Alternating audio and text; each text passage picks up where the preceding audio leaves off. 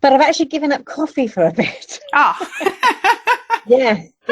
And going to a coffee shop for a cup of tea just doesn't have the same feeling. No. You have to find a tea shop. No. Power to Live More with Joe Dodds. Welcome to the Power to Live More podcast, all about productivity, organisation, well-being, energy and resilience.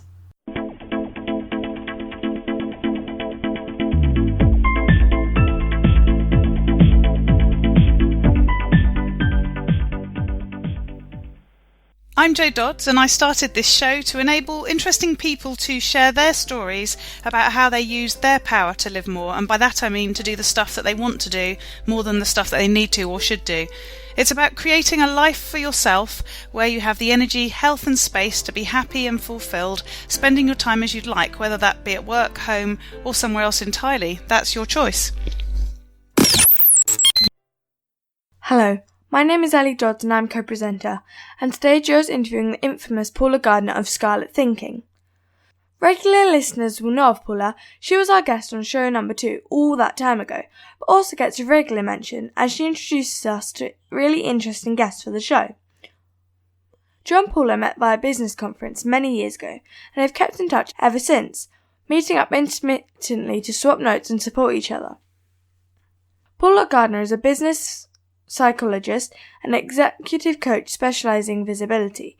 Based in London, Paula has worked with businesses and individuals all over the globe.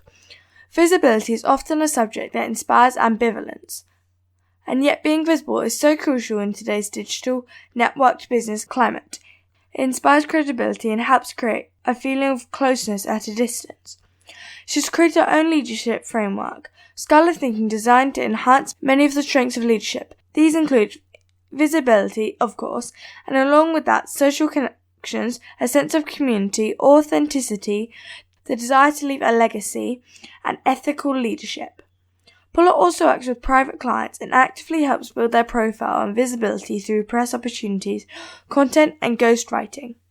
With a background that has included working in the music business, owning her own PR company, and working as a PR and marketing coach for literally thousands of business owners, business psychology was a midlife career change for Paula. It is a move that has allowed her to formulate programs that combine cutting-edge research with real-world business experience. Paula's work with organisations from diverse industries bring an added touch of creativity and new and interesting angles for participants. She is the author of 2 books, Do You Own PR and Get Noticed, and a member of the advisory board for the women's business club sistersnog.com, the co-founder of which, Hella Wozniak-Kay, was our guest on show number 22. Back to the studio. Today I'm interviewing somebody that you hear about all the time on this podcast. I'm actually interviewing Paula Gardner of Scarlet Thinking, who recommends loads of guests to us. So we're always mentioning Paula. And in fact, Paula has been a guest on the show already, but I used to ask different questions and she had a different business then. So really pleased to get you back on, Paula. Thanks for joining me. Hi, Joe. Thank you for asking me along. Yeah, you're our first second timer. Am I really? You are. So yeah, you get mentioned probably every other week. Anyway, and you've been on it before, and now you're on it a second time. I'm really, really impressed. So much I came back. Yeah. Exactly. So things have changed since we last spoke, and we probably last spoke on here on the show. I mean, obviously, you speak more often than that. 2 years ago, maybe. And yeah, I think it was a bit longer than that. Yeah. Is it 3 years ago? Is it? So so you've changed your business quite considerably since then. So tell us what you do and tell us a bit of what's happened for you since we last got you on. Yeah. So when I was last on, I was running a business called Do You Own PR. So basically, I was coaching business owners in how to do their own PR. And one of the things that I often came up against was that my clients would, I could tell my clients how to do their PR and help them a little bit with it. But sometimes there would be blocks. They wouldn't actually do anything. Obviously, sometimes it was down to time issues and so on. But I noticed there were a lot of clients that actually were very nervous, not so much about doing their PR, but about becoming more visible, about raising their profile, and it felt a bit vulnerable and out there to them. So since the last program, I've actually been back to uni to do a master's in business psychology to really help me dig down to the reasons underneath their sort of nervousness around PR. So that's what I do now. So I've renamed my business from Do Your Own PR to Scarlet Thinking. And although it's still around helping people raise their profile, a lot of it is the sort of getting rid of hang-ups and working with people to help them become more confident, more assertive, and more comfortable with the whole idea of being out there and in the public eye. Wow. So quite a big shift, albeit, with sort of links to what you did before. So yeah. So let's explore that a bit more. So tell us why you do what you do. So why you have your own business and do the things you do, but also a bit more about that change and what you've now seen offering something different, but still sort of along a similar theme, but much more about the person, the people bit. So while my own business, well, to be honest, I've been self-employed since my early 20s. I honestly couldn't imagine doing anything else. I love working for myself. I have the best boss in the world. I can work really hard, but at the same time, I have a great lifestyle.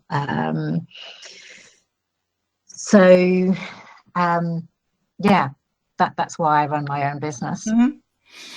And so the change to the new focus. Obviously, you did your studying, and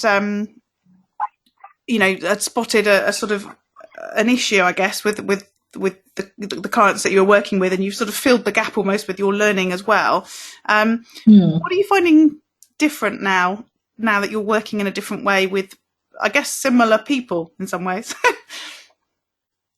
Yeah, I think it's not just business owners that I work with now, though. I do actually work with people in corporates, because a lot of people, as they get as they sort of advance up, the positions become a lot more public. And they're expected to be brand ambassadors, which may be something that they're not actually used to or haven't had to do before. Actually, it's a lot more fulfilling. So in the past, PR coaching is almost like you do this, and it's almost a formula. Yeah. But this is really individualized. So you get to hear people's stories, who they are and why they think in a certain way. So it's hugely fulfilling. You connect with people a lot more. So, for instance, last year I took 5 people out to Verona, and I did a visibility retreat. And we really got to know each other very well, our stories, our family stories, and they came back, very much changed. So somebody started an extra arm to their business. So we have an opera singer who's really, her career has really gone into overdrive. So it's I suppose it's personally fulfilling doing the work, but also it's very fulfilling seeing people change and fly. Lovely. So you talked about enjoying your lifestyle, and that's part of the reason why you have your own business. And I know from the changes you've made in your business that you've sort of really built in stuff that you enjoy, like the travel. When you talk in terms of your retreat. So how do you prioritize what you do in your work and your life, and how do you sort of integrate that? Oh, that's a really good question. I suppose it is a question that I'm actually asking myself right now, because for the last 2 years I've been doing my master's, so it has been, a lot of it has been work and study. So very full on. So I did it part-time, so obviously working in the week, and then either at uni on the weekends or studying on weekends. So that's come to an end now.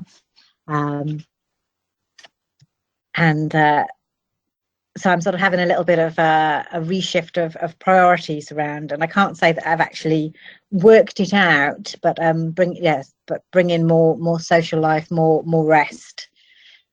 So I suppose I'm in transition to that ideal at the moment. Yeah. And so the retreat, for example, was that part of that process? Because, you know, it involved that travel. And tell me, or tell the audience, like, because I think I know you part of the learning was around leadership of a particular family in history in Italy, wasn't it? Sort of thing. Tell us a bit more about that. Yeah, so there's a family called the Della Scala family, and they ruled Verona for over a century during medieval times. It's quite a notorious family. If you've heard of the Borgias, you'll sort of have a little idea of what they might be like. So, you know, they sort of ruled by force for a lot of the time. There's family feuds. Brother killed a brother, poisoned him. They took over neighbouring provinces of Padua and Venice by force. So lots of intrigue, very Machiavellian.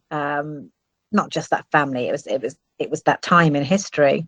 Yeah, and lots of very strong male figures, and yet there is one woman, Beatrice della Scala, and for me, she really stands out. So she was married to a ruler who was, by all accounts, apparently quite a violent, very angry person, and she acted as the go-between between him and other heads of state. And she was very much able to calm him and I wouldn't say manipulate, but able to get him to do certain things that other people couldn't. Yeah. She used a lot of her own personal fortune to help rebuild areas that had been destroyed by the family feuds. And yet she wasn't a pushover. When her own family tried to defraud her out of an inheritance, she gathered an army together and marched for what was hers. So for me, she really stands out as a strong leader, but a fair leader, somebody that's that's quite luminous in a way. And she founded a church which was named after her, Della Scala, but that church is now, it's long gone. Yeah. But basically, the La Scala Opera House is built on that site, which has taken her name, which I think is really fitting. Yeah. So her legacy has lived on, and I think that's lovely. So I use her as an example of, what I think is radiant and ethical leadership. I mean, we don't know, it's historical, but from the bits and pieces that I've picked out, certainly in contrast to the rest of her family, it's the best leadership that was around at that time. I love the story. It just sounds like a really interesting story to explore further, but I just love the fact that you've taken something that's of an part of your interests and woven it into your business, so that it's a real win-win, isn't it? That you get to do what you love doing, sharing what you're doing with people, but also getting paid for it and helping people along the way as well. Because I first came across her when I went to Verona quite a few years ago, and I was going on a tour, and the tour guide was telling us about the family, and there's these beautiful, very Gothic tombs in Verona. I was looking at those, and I sort of had this whimsical fantasy of coming back to Verona and doing an MA in history. And of course that didn't happen. I did my MSc in business psychology, but somehow I still managed to weave the family in there. Yeah, exactly. So how do you get stuff done in your business and in your life? How do you sort of manage the process? I mean, obviously you do a bit of traveling, you sound quite flexible in what you do, but I know you get through a lot. So how do you make that happen? I plan my week ahead. Each week I think about what not just what needs to get done, but what I would like to achieve by the end of that week. Yeah. And break it down into lots of little small tasks. So that's quite nice, ticking them off as they go, and seeing yourself move forward with them. Mm-hmm. So that's one main thing that I do. I have a file of facts that everything's written in. So very much, I can see how much work I have to do. Just even without looking at the work, if the pages look full, I know there's too much in there. So it's just a visual sort of representation of how much work I have on, because of the masters, and also I'm doing my ICF, my international coaching accreditation. I've done quite a lot of work in the evenings and over the weekends for the last couple of years, and that's just had to be the way that it is. But I'm cutting that out now for quality of life. I find it interesting you talk about a file of facts. You were, I think, one of the first people on the show who, well, say one of the first, I think you were probably show 2, so you would have been, who talked about paper, and we laughed because I do quite a lot with technology, as you know. I don't really use paper anymore, but literally almost everyone since has talked about paper and talked about the fact that they really love using paper-based products, whatever those might be. And I always remember back to you saying it. You're not the only one, Yeah. So it's quite funny because sometimes if I'm with a client in town, we'll pop into Liberty's stationery section or somewhere like that, and have a sort of a browse through all the beautiful notebooks, leather bound, the thick paper and so on. And when I'm on my retreats, it's something that I like to give my clients, and that's amongst other things in their goodie bag, and that's always one of the favorites. Yes. Yeah. Lovely. So what about tools and apps? So I know you do use technology. What things do you use aside from your paper based products? We've just got a little Echo Dot for the house. Oh, cool. Yes. Yeah, so just been playing around with that. We like doing request nights. We had a little party with our friends on Friday night, and we've got the Echo Dot out, and everyone was shouting their Amazon Music requests at it. I was looking back at the history the next day. They played Ging Gang Gooly, the old Scout song. So it got a bit out of hand, I think. Yeah. No, that's quite fun. Apps that I use, Canva's quite handy. Yeah, love that. I have I think it's called Notepad, which is just basically a little note-taking app on my phone, and you can decide what colour your notes are, so you can colour code it for shopping lists or client notes and that sort of thing. And it's really, really basic, but I find that really useful. Just a way of capturing my notes if I haven't got a notepad with me. And there's also an app called ACR, which you can basically record phone conversations. Ooh, okay. So if you're if you're having sort of an onboarding session with a client, I can record the phone conversation and send them a copy. So that's quite useful. Yeah, not come across that one. That sounds good. Cool. Lovely. So what about other people helping you to get things done? Do you have people that you outsource anything to? Do you have people who help you, whether it be work or life, to get stuff done? Not at the moment. I have done in the past. I mean, it would have been lovely to outsource the masters. The whole thing. So it's been quite full on me doing stuff, really. For the last couple of years.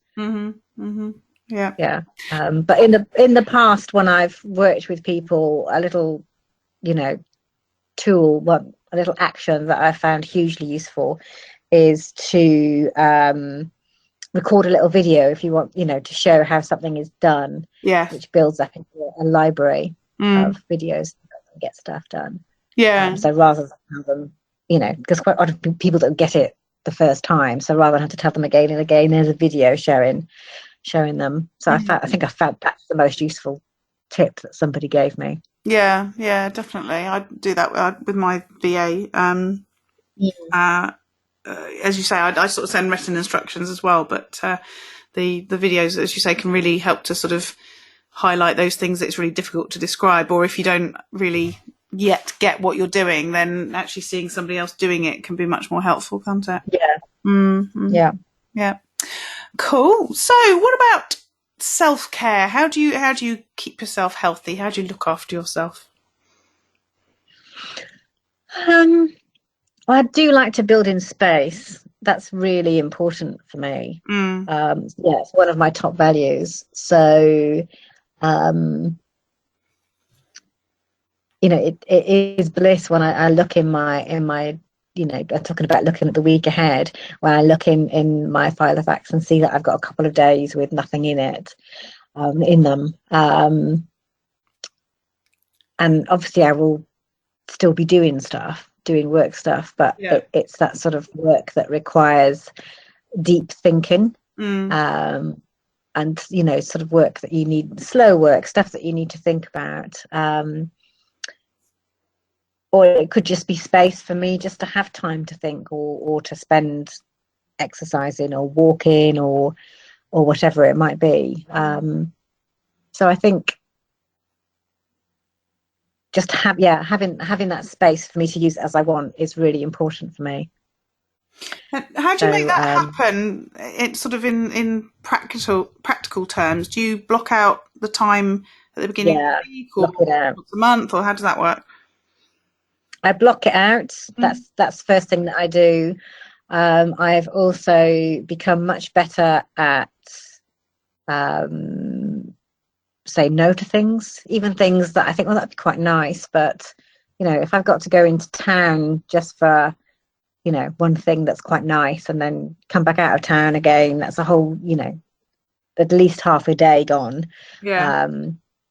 So either being very clever and putting it together with other things, or just actually saying no, that isn't the best use of my time. Yeah.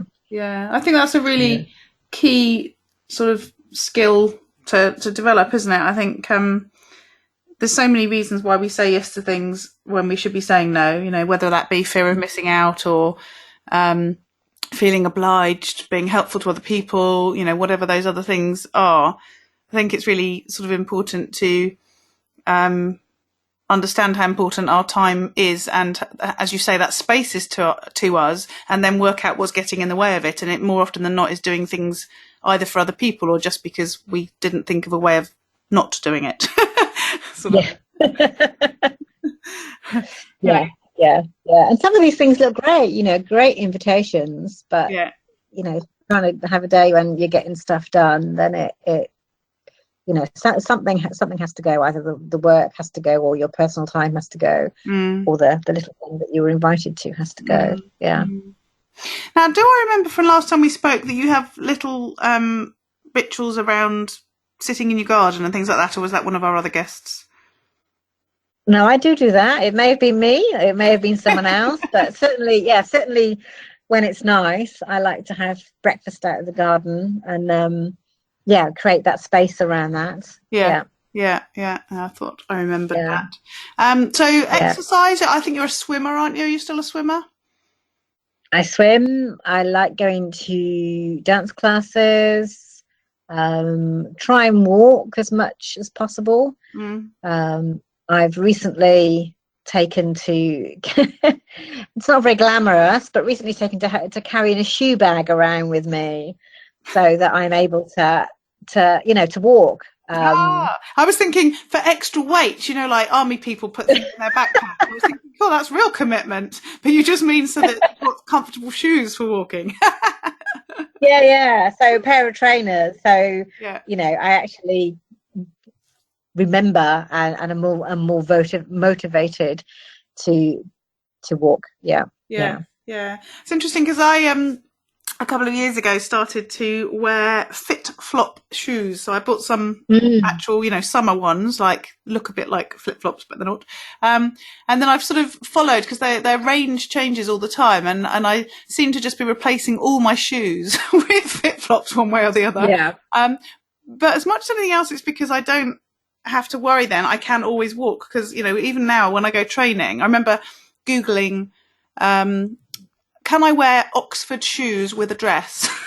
Because they had some really nice patent black shiny Oxford shoes, but they were fit flops, so they got the nice sole, so they're really comfortable. And I thought, I wear heels when I go training, and I'm standing up all day. My feet end up hurting. Is there another option? And I obviously chose to read all the articles that said yes, you can, as opposed to all the ones that said no. Of course. And then I realised, I was saying to someone the other day that in order to wear tights, I couldn't just wear black ones because then I look like a policewoman. So I have to wear patterns so that they look interesting. But it's funny because it now means wherever I am, whatever I'm doing, I can always just walk without having to carry the shoe bag. Yes, indeed. Yeah. And it's certainly transformed my trips to London because those used to be quite traumatic because there's quite a lot of walking in London, isn't there, by the time you've done tubes and everything. Yeah. Funny. So what about relaxation? So we've talked a bit about sort of some of the exercising activities. You talked about sitting in your garden.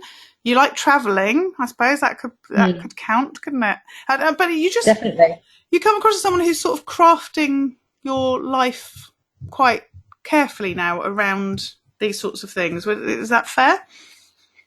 Yeah, definitely. I'm making sure that travel's in the diary, that there's time for it. Mm-hmm. The other thing is friends, because my social life has suffered a bit over the last couple of years, with going to uni. So really reconnecting with friends and building regular things into the diary is really important for me. And that's actually a big part of my relaxation. Yeah. Is just meeting people and going for dinner or even a walk with them is really nice. And one of the beauties of working for yourself is that quite often clients or people that you meet through networking become, even though they're business contacts, they become friends. So it's a lovely sort of enmeshment enmeshing of work and play that I really like. Yes. Yeah. Me too. We've been friends for a long time now, haven't we? Yeah. So what about learning and improving yourself and stuff? I know obviously you've just done your university and you're doing your coaching qualification, so you're clearly somebody who is developing all the time, but I know that you gave some really good sort of resources before, and we often share things that we've come across that we like. So what's your latest recommendations of stuff that we should look at? I think at the moment it's books for me, books and Audible, and I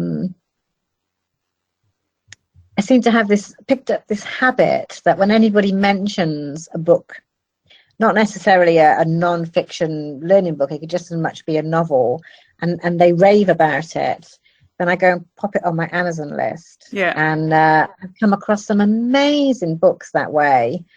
So somebody a while ago was talking about a novel called The Power, where it's sort of the sci-fi Margaret Drabble type novel, and it's not the sort of thing that I would usually read, but I put it on my list, got it, and I really enjoyed it. So that way I've found that I'm quite open to new things, and I would say probably about 75% of the books that I've read I've really enjoyed. So that's my little thing at the moment. If someone talks about a book that they've enjoyed or found useful, then I get it and give it a go. So have you read, I just got given one by my friend Kathy, who was podcast number 1, a book that she recently read that I had heard about and wanted to read, and then she saw the speaker somewhere. I'd listened to him on a podcast. She saw him speak and got the book. I'm just about to read it. It's called Be More Pirate. No, I haven't. So I heard him on a podcast, and she said he was a brilliant speaker in the event they went to. And basically, he has researched all the stuff around pirates in the golden age of piracy, you know, like 300 years ago or whatever, not the, the Somali sort of stuff now, but and how the way that they operated has so many sort of connections to how things are now, or how they could be now, with the way that society and work is changing. And given your business psychology stuff, I think you'll probably find it really interesting. So there's my little recommendation for you. Okay. Well, that's my list then. They talk about things like, you know, that they, you know, whilst they were obviously going and stealing money and things, they, you know, if people behaved well when they took over their ship, then they treated them well in return, and things like that. So there was quite a lot of honour in those days, and community and all that sort of stuff, but also a bit of rule breaking, which appealed to Kathy. So so I've got it sitting ready to be read. So there you go. I'll recommend that to you as well. We can swap notes. Yes. Lovely. So what about routines then? We talked about sitting in the garden. Have you got things that you know, regularly do, whether it be, you know, daily, morning, evening, weekends, once a week, whatever it might be, to keep you, you know, doing things on a regular basis? Well, quite interestingly, one of my routines up until recently has been to go to a local coffee shop, and again, having that space away from, you know, the home office on my own. I can think about things or plan through client stuff. But I've actually given up coffee for a bit.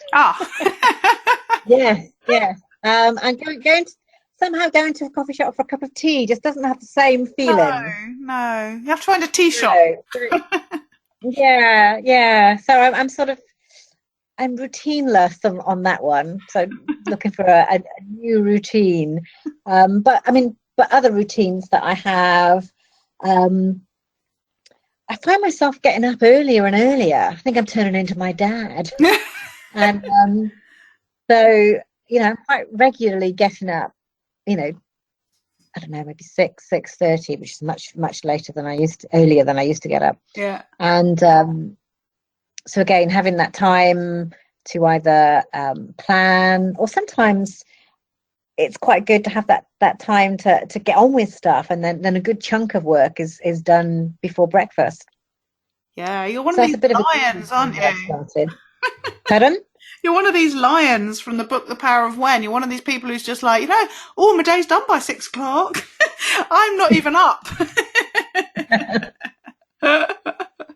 Well, no, I'm not. Well, I haven't been in the past, but yeah, it's just it's changed. It's very weird. Although, of course, the other end, you know, by 9:30, I'm like, oh, I'm a bit sleepy. Yeah. Yes, I suppose it has to go somewhere. But I think I might have said on the podcast recently, I was trying to get little Doddsy to go to bed, and I was saying to her, come on, you need to go to bed. You know, it's like really late, because she's terrible. She's like me. She just doesn't want to go to bed at night. And I said, you like sleeping? She went, yes, but only in the mornings. Yeah. And it's true, see? But when you get up early, you like to sleep in the evenings as well, don't you? So, let's think, what could your ritual be? You need a tea shop, or you need some shop that sells a lovely drink that you really like, that you can indulge yourself in, that isn't coffee, obviously. I do that. I do find, I think we might have talked about this last time actually, that being in different environments enables me to be much more productive. So, you know, even if it's on a train or in a coffee shop, or, you know, at somebody else's house or whatever, I seem to get much more done. So I'm trying to engineer opportunities to do that more, so that, you know, I'm not distracted by being at home, even though, you know, I'm not distracted half the time. I'm just procrastinating and finding distractions. So what about if things don't go right? If you have one of those days where it all goes a bit pear-shaped, what do you do? How do you handle that? I've become much better at handling that, actually. Is that the business psychology degree? Yeah, all helps. I'm much better at well, and age and wisdom too, but I'm much easier able to think about what can you learn from that? Did you do something wrong? Was it you? Was it them? Was it just circumstances? Or just looking at the situation, taking the learning, and then letting it go. Whereas a few years ago, I might have, sort of like worried about it or got into rumination. Yeah. I mean, a lot of my friends, things like they've lost their parents over the last couple of years. Their parents are ill. You see all this going on, and bad day at work is nothing in comparison, really. No. And do you think that's what's helped to make that change? Just sort of getting older and seeing these things happen, or have you, actively changed your perspective or learnt something that's made that difference? I think it's one of the factors. Definitely one of the factors. But also what I do now is different. So, a bad day is, to be honest, I can't think back. I can't remember the last bad day that I've had. Whereas, actually doing in my past life, doing PR for clients, you quite often got bad days because, you'd be working all day to try and get your clients some coverage, and then it wouldn't happen because it wasn't right, or it got edited out or so on. So there were lots of disappointments there. And I guess I don't have that same sort of work anymore. No, and I guess you're developing people, which in itself provides some sort of really positive feedback when you see those changes in people and their confidence grow and all that sort of thing. Yeah. So on a day when you end the day knowing that you've had the chance to live more, and I talk about living more as being the opportunity to do what you want to do and not what you feel you have to do or you should do, what does that day look like? About connections. I've connected with somebody. So, it might just have been spending time with my family. I mean, I love long, lazy Sunday lunches. Or it could have been, meeting, it could have been afternoon tea with a friend from Kent, as we did recently. We did. I was thinking that way, thinking about crafting our lives and our business to suit ourselves. That was a particularly good example, wasn't it? So, I mean, one thing that I've learned and accepted about myself is I'm not a person who's particularly good at small talk. I quite like the deep stuff, and I find it easier to do the deep stuff. So, having a good political conversation or, a deep sort of psychological delve for me is really fulfilling and really, connecting with people. It's interesting. So that's when I think my day's been really worthwhile.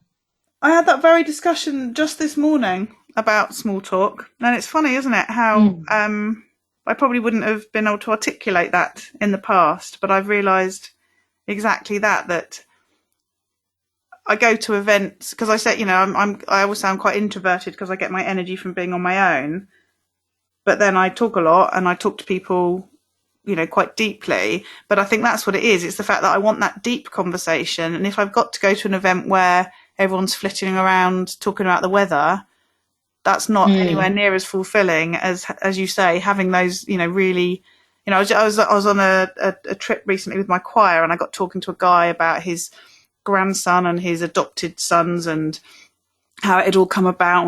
They were mixed race and him and his wife aren't. So we were talking about how in the 70s, how was that perceived in the area they lived in, all that sort of stuff. Really, really interesting conversation. And you don't get that when you're just flitting past, no, officially, do you? You don't. And it comes back to that time and space, because you have to create the time and space to do that.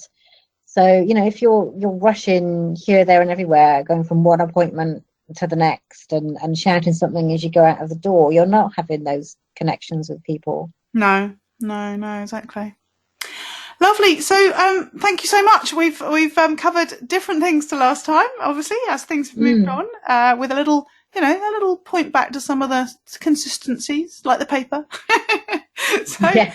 but tell people how they can find out more about you, and actually, mention your groups that you do, because they're really interesting as well. So tell us a bit more about that. Okay, so my website is called scarletthinking.com, and there you can find a little bit more about how I help people with their visibility.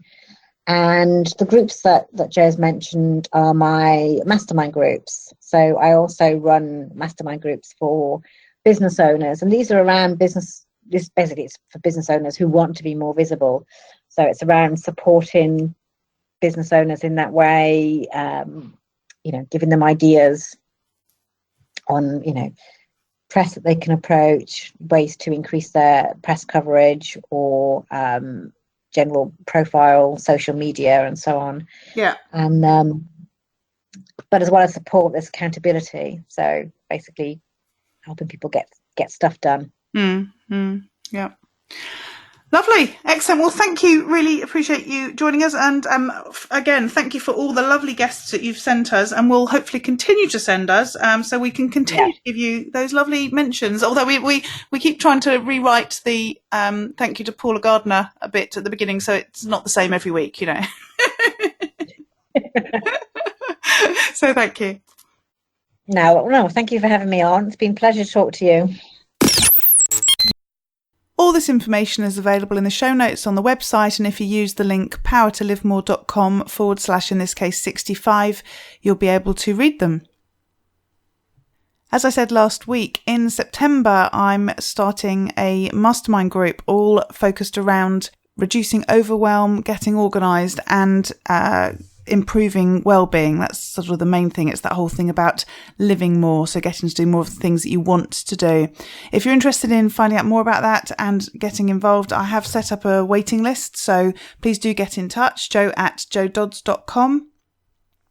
If you drop me an email, we can set up a time to have a conversation about what the mastermind group will be all about and see if it'll be a good fit for you. So please do get in touch, jo@jododds.com. And a reminder that the show notes are at powertolivemore.com / 65. And we look forward to speaking to you next week. Use your power to live more.